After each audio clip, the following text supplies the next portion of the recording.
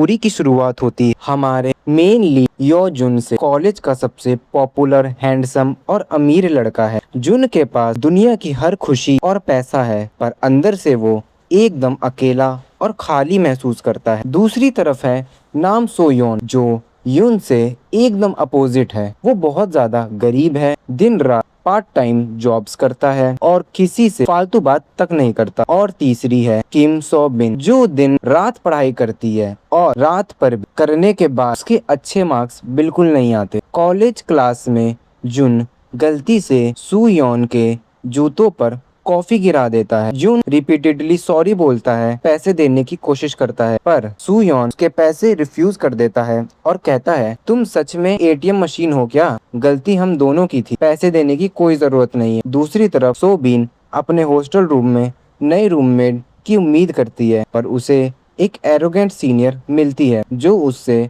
अपना सूटकेस तक उठवाएगी। कुछ दिनों बाद जूनियर्स का एक ओवरनाइट ट्रिप प्लान होता है। ट्रिप पर सोबिन हमेशा जुन को नोटिस करती रहती है क्योंकि उसे असिस्टेंट जॉब चाहिए थी। जुन सोचता है कि सोबिन का उस पर क्रश है, पर सोबिन बात घुमा देती है। वहीं पर योन और जुन के बीच पहली बार लड़ाई हो जाती है। जुन उसे एरोगेंट बोलता है, लेकिन सच ये था कि जुन के अंदर का डर और अकेलापन सो योन पहचान गया था। जुन सोबिन के एक शर्त पर असिस्टेंट जॉब देने का राजी हो जाता है, अगर वो उसकी ट्रू फ्रेंड बनेगी और उसके साथ बुयुगी जंपिंग करेगी। सो बिन हाइट से बहुत डरती है, पर जू बिना सोचे उसको गोदी में उठाकर बूंगी जंप कर देता है। लेकिन जुन की लाइफ उतनी हसीन नहीं है जितनी दिखती है। के घर वाले के बड़े भाई से कंपेयर करते हैं। जुन के पापा उसे बात बात पर ब्रूटली प्योटिट और मॉम मुंह पर बोल देती है, काश मैंने तुम्हें पैदा ही ना किया होता। घर से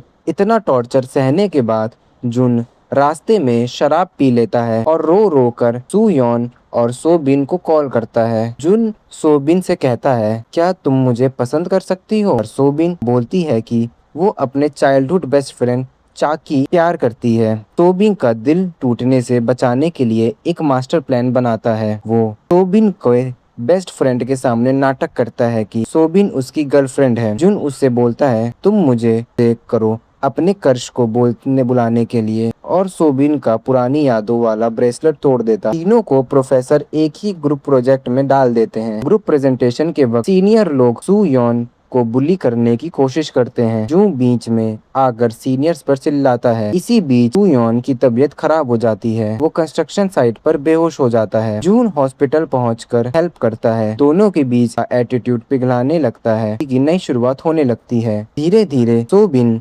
एहसास होता है कि जुन बुरा लड़का नहीं है। वो जुन को एक फ्लावर देती है, इसका मतलब होता है लव एंड फॉरगिवनेस। जुन ये देखकर पागल जैसा खुश होने लगता है। दोनों डेट करना शुरू करते हैं और जुन सोबिन से बचपन का डर से बाहर निकालता है। एक रात बिन नशे में होती है और जुन उसे किस करने वाला ही होता है। सोबिन खुद आगे बढ़कर उनको एक पैशनेट किस कर देती है, लेकिन ड्रामा तब शुरू होता है। सोबिन को पता चलता है कि उनका प्रोफेसर एक्चुअल में उनका बड़ा भाई है। उन अपने भाई से नफरत करता है कि उसे लगता है उसके भाई ने उसे बेहोश होने तक डाला था। दूसरी तरफ सू योन के घर में पैसे की इतनी कमी हो जाती है के पास कॉलेज छोड़ने के अलावा कोई ऑप्शन नहीं बचता। सू योन की मॉम को ऑपरेशन के पैसे पे कर देता है और सू योन को अपने घर का रियल रूममेट बना लेता है। ट्रिप के दौरान को पता चलता है सबसे बड़ा सच, बचपन में उसके भाई ने उसे नहीं पीटा था, बल्कि उनका क्रूर बाप ही उसे मारता था। भाई ने बस जुन को बचाने के लिए सारी नफरत अपने सर ले ली ताकि जुन बाप के डर से बच सके। भाई का सच पता चलने के बाद जुन बिल्कुल टूट जाता है। भाई ने आकर उसे गले लगाया और दोनों के सालों पुराना फासला खत्म हो चुका था। लेकिन स्टोरी में आखिरी स्टॉर्म अभी बाकी था। उनके अब्यूजर बाप को जब जून के फाइट और इंडिपेंडेंट होने की खबर मिलती है, में जुन को अपने घर के कमरे में बंद करके पुरानी ट्रॉफी से ब्रूटल तरीके से मारने लगता है। हीरो की तरह जुन का बड़ा भाई एंटर करता है।